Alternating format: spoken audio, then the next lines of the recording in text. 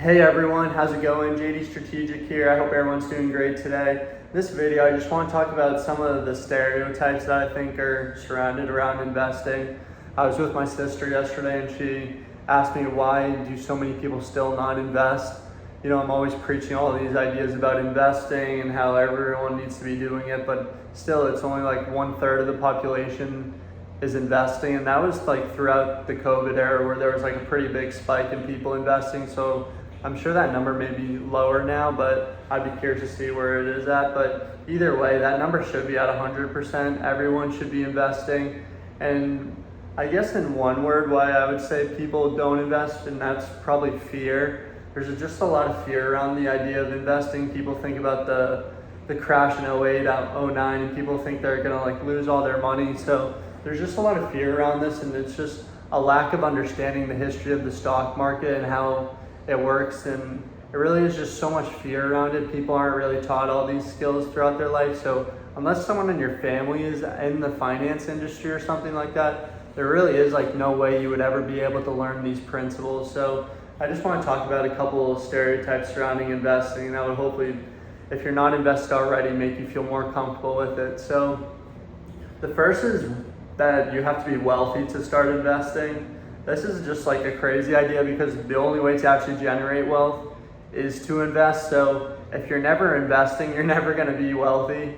So it really is kind of like a weird scenario where like that's kind of taught to us, where you need to have a lot of money to start investing, but you can literally download an app on your phone and start investing with $1. So it's literally so easy nowadays. Technology has made it so easy for us to be able to do that, which is such an advantage for us. You don't need to like go to an institution anymore. You don't need to deposit a couple $1,000s to be able to do it. You literally just need to download an app on your phone and put in $1. Like, it's so easy now. So the idea that you need to be wealthy is just not true.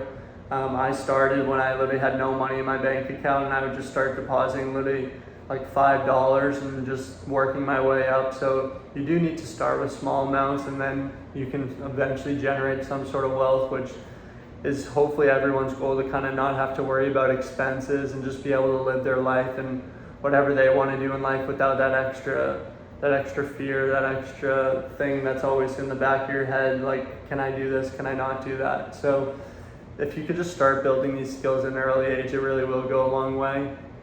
So number 2 would be that you need an expert. There's an idea that you need like some financial expert to tell you where to invest your money, but in reality, these guys get paid tremendous amounts of money, but this is the only industry where you don't need to be an expert to beat the experts. I'm gonna keep saying this because it's literally so crazy. You can just sit wherever you want, doing your daily life, and you can be making money off businesses just by investing money. You don't have to be a part of the business. You don't have to be doing anything. And you can literally do this with $1, and it's so easy. And you don't need a financial expert telling you where to invest. You can just invest your money into an index fund that tracks the entire stock market, because it's a lot easier to bet on the stock market going up over time, which history tells us it will, rather than trying to pick individual companies. And that goes back to like, it's a lot of time, and like it's scary to try to pick individual stocks. But if you understand the history of the stock market, it tells us that the US stock market is going to go up over time. So it makes the most sense to be investing your money there. So number 3, and this is why so many people aren't successful when they do invest, and this is psychology, dealing with the ups and downs, dealing with the market. The stock market really is just a distraction for everyone.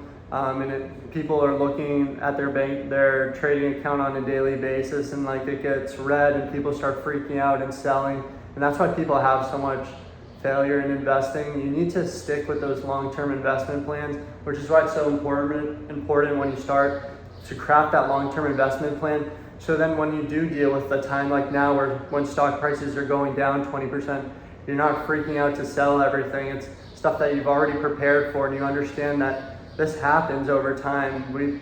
The stock market has experienced a lot of bear markets where prices drop 20% or even way more than that. And that's just something that you have to understand, because after that, that's where we get those gains, and you want to be invested over time to really experience the most amount of gains. So you really do need to understand that it is a long-term game. And it's just like anything else in life. It really is just, you can't work for just that short term. Like we all want that. We all want everything now. We want everything quick. We want to win the lottery, stuff like that. But it really is a long-term game in terms of achieving wealth. So if you can just stay level-headed throughout the times, sorry about the plane in the background, but just staying level-headed can go such a long way. So that's number 3, the psychology. 4 is just the system. I graduated from college with literally no idea of what the stock market was. No one really ever taught me these ideas. I took an economics course, but unless they take that step back and really teach you what the stock market is and how the history of the stock market works, just teaching you all these individual specific stuff, it is hard to kind of process. So my recommendation really is to just download a simple a Robinhood or some simple trading app, and just if you just invest $1, $5, and just when you start to watch that, you start to understand the market more, or even just paying attention to Bloomberg and stuff like that. If you can just kind of soak in some of that information, it starts to make a lot more sense. So literally just starting with small amounts can go a long way. So that's really just the system. No one really ever takes the time to teach us about the stock market. No one really teaches us about financial literacy. So unless it's something that's genetic in your family where someone is a financial advisor, it really isn't something that's ever going to come across to you. So that's something that I think is really just a shame that there's no financial literacy courses. But there are so many tools now with YouTube and just reading books that it is super accessible. So I guess you really can't make too many excuses like that, but yeah, I do think the system should definitely teach us more about financial literacy. Sorry about that. And then the last thing, and this is kind of partly ties into the system, and that's salary.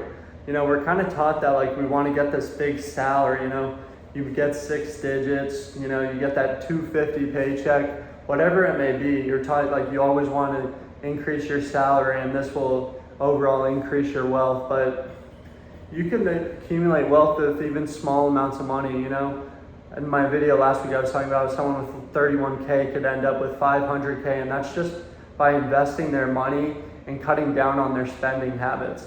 I just saw some statistic where it's people earning 250K or more, I think 2/3 of them are still living paycheck to paycheck.